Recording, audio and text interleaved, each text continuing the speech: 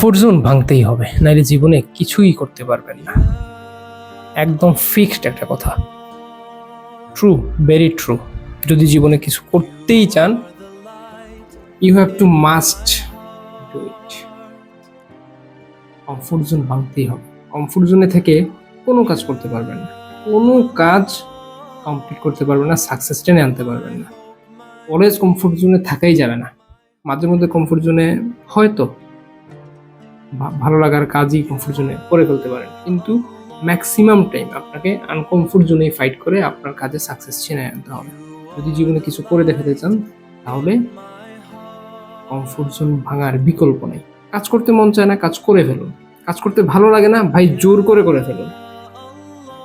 এটা করতেই হবে। এই মানসিকতা সেট করেন, এই মাইন্ডসেট তৈরি করেন এবং ডু ইট, করে ফেলেন।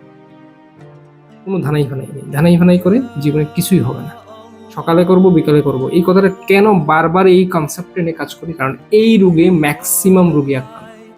এই একটা রোগে ম্যাক্সিমাম মানুষ জীবনে লুজার। সো আপনি যদি লুজার না হইতে চান, কমফোর্ট জোন ভাঙে ফেলেন।